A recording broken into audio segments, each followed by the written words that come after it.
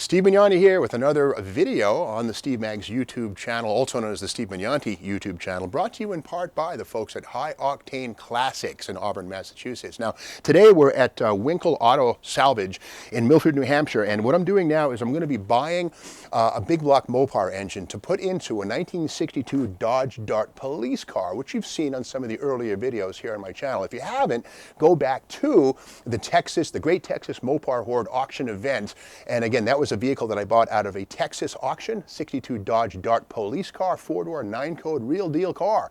And on this series, you've also seen me clean that car, gotta get it ready. But the bottom line, that has a 318 poly. It's gotta go. I'm gonna build a 513-inch big block, and I think this is the engine I'm gonna start with. Now here's the thing, big block Chryslers, big block wedges came out in 1958, initially as a thing called the low deck, 350 cubes, 361 cubes, and eventually grew to the 383, the 400, and these are a couple examples of the low deck. Now the thing about the 383, the 440, all of them, they're 2-bolt main engines. You can see here the main caps right here and right there. There's 2 bolts, 1 and 2. They have a deep skirt, but there's no cross bolts on any of these things except for the 426 Hemi of 1964 through 1971. But with that said, the low deck is identifiable because here, in this region right here, there's no raised pad right here. It's just kind of low. By contrast, if we come over to this side, the tall deck, which came out in 59, has this tall pad right here.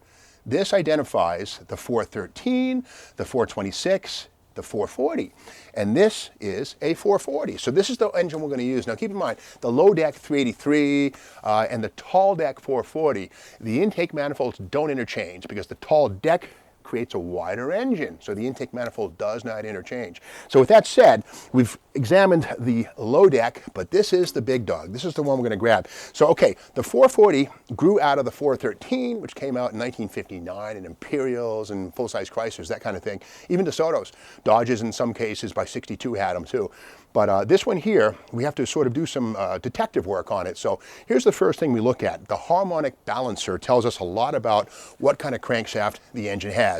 Now starting in 1972, 73, Chrysler started using cast iron inside for the crankshaft. Before that, they were all forged. Forged steel is a great, strong crank. The cast cranks were a little thinner, a little lighter, a little cheaper to make, and that's kind of what that's about. So if you see a big block Chrysler with a thick damper up front and this eccentric, this sort of flange on the front, that means you're looking at a cast crank engine. And it even on this one here says, for use 440 cast crank only.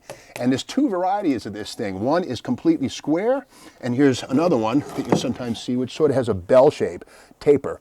But again, you'll see always this flange on the front that tells you that it's externally balanced. And once again, we see here 440 cast crank only, right there, 440. So this is cast crank stuff. Now, ordinarily, I'd say, I don't want any cast crank junk in my hot rod engine. Well, they're good to about 450 horsepower. They're not bad. The only thing is, most of them are not drilled for the input shaft of a 4-speed. They're automatic only. So if you're not ready to drill the back of the crank for a stick shift, you're going to have to use an automatic. But beyond that, our particular engine, this block, is kind of all we really want.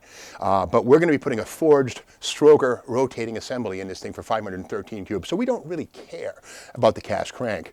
So this is the first step here, is identifying what kind of an engine you have.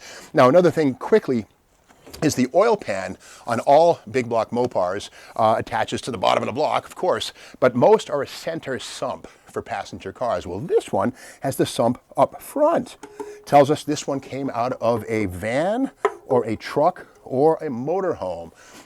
So we can learn a lot from the oil pan. Now this pan is not going to get used. There's all kinds of aftermarket and reproduction oil pans that we can take advantage of for our B-body, our Dodge Dart application. And furthermore, we look on the side of the block for a little more information as to exactly when it was made. Here we will see a casting date right there. We see here 11/12/74. So this is a 1975 model year engine. Probably, again, in some sort of a pickup truck, maybe a motorhome. And finally, for this particular video, we'll be back with more in a moment, but with this video, the exhaust manifolds also tell us a lot about the type of engine you're buying or looking at. This is the log style manifold used on basic low performance engines. By contrast, down here, these are the high performance Magnum style. Right here we can see that there's a lot of difference.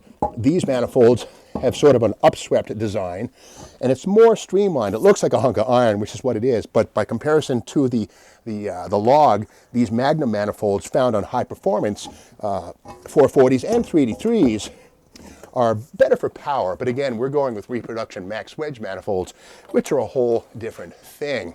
Okay, well, that's it for this particular video. We'll be back in a couple minutes with more. But if you like what you're seeing here, be sure to subscribe to the Steve Manifolds YouTube channel. And again, we'll be back with a little more on the Big Block Mopar.